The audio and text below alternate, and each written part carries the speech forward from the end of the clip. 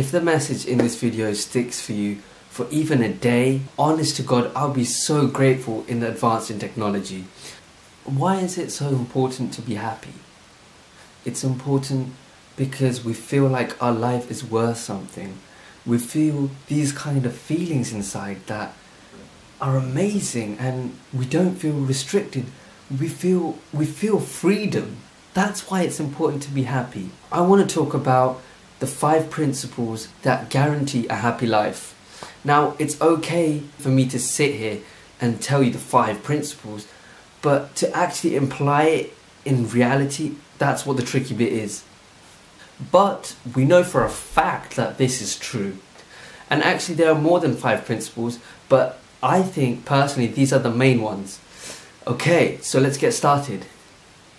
The very first thing that will guarantee a happy life to me, to you, is do not ever confine in society. What is society? Society is there to protect us. It creates rules and laws, but secretly it's stabbing us in the back. Also dictates how we should act, how we should present ourselves. That's like a form of mental torture, because it doesn't encourage people to be who they are. If there's one thing I could change my life instantly, it is to be free of expectations and ideologies. This would be everyone I encounter, from family to friends to strangers. Why? Because I want them to know exactly who I am. I want them to know what I like. I want them to know what I don't like. See, this is really important, because if I can do this, this will allow me to separate the people that matter to the people that don't matter to me. It's just that transition that when you try to do this, you let go of a lot of people. I live in a world with billions of people, and everyone has their own purpose and dreams and ambitions. I want to live every day of my life like a weird fantasy. I want to think like a king. I want to be able to do things that I can just do without thought. When I talk about don't ever confide in society, often it's not all entirely society that confines us. Actually, the main restriction is ourselves. We don't put ourselves forward enough not to care. We don't put ourselves forward enough not to give a crap. But what happens when you break the rules? What happens when you cross over the line? You start to see change. You start to make discoveries, not about just yourself, but about the world around you. You start to build reference points on what works for you and what doesn't. Many of the great people known today, Martin Luther King, Gandhi, Rosa Parks, all of them stepped outside the boundary and they all created change. And if they can do it, then why can't we? Hey, honestly, look, some of us want to be artists. Some of us want to be dancers. Some of us might want to even do accounting. Some of us want to start a business, but we can't because we've got a boss. We're restricted by what our parents would say, what our friends would say, whether it would work, whether it wouldn't work. We're always bombarded by other people's excuses of what we should be. But at some point, you just need to stop for a second. You need to stop and keep it as simple as this. It's your life. You decide how you want to live it. If you choose to be yourself from today, not tomorrow, from today, from now, that there will be people who will try and put you down. But there will also be people that you've never met before, who fit so perfectly with your personality, with your thoughts, and there will be a form of blessing. Now, the second thing is like an instant thing that could automatically make you happy, inside and out, and that is always helping someone. When you help someone, you have this natural feeling, really weird feeling where you feel good. As important it is to reach our own goals, helping others reach their goals, I don't know, it's such a weird feeling when you help someone out. Inside you feel warm, you feel ecstatic, you feel like you have purpose.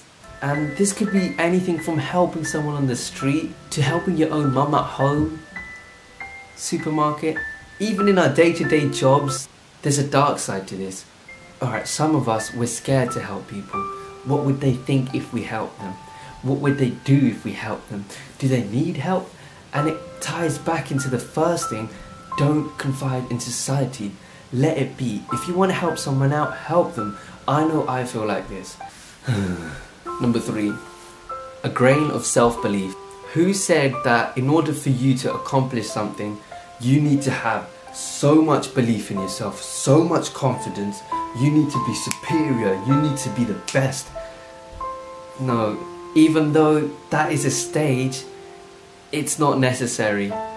If you even have a grain of self-belief, you will go so far in life. Because that grain of self-belief, no matter how much you're beaten, how hard it is for you, even that tiny bit of self-belief, it will carry you straight through the storm. It takes a person from one distance to another. If you're watching this video today, and you are one of them people who think, my life won't get better, if you have even a little bit of self-belief, I promise you, you will go so far. Number 4, obsess over imperfections, not perfections. Everything you do, everything you try and do, don't try and perfect it.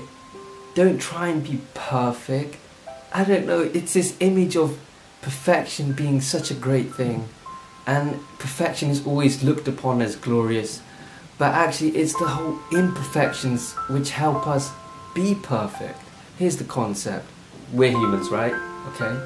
Now, this is the kind of guy who has imperfections, but he embraces the good things about him. What happens? He becomes half the person. He becomes half the person because he knows what he's good at, but he doesn't know what he's not good at. This is the same guy, and he knows that he's got imperfections. There are things about him that he's not good at, but he accepts them. What happens? He becomes whole. He becomes one. It's about accepting yourself enough to find out who you are. If you accept yourself, you know exactly who you are. Wouldn't it be great if we could just rewind time and start over again? Snap out of it. So number 5, this is very important. Do not regret what you've done.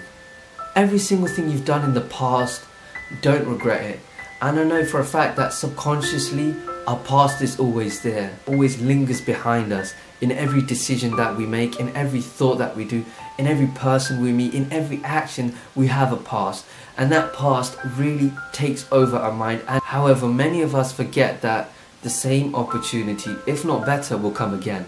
But what do? We dwell on what we've already done. You're not living life to the fullest if you keep worrying about the past. Live now. You can change now. Learn to let go. Okay, so those are the 5 principles. It's cheesy to say 5 principles if I'm honest, but the point is to give you the facts. You want to do things you've never imagined before.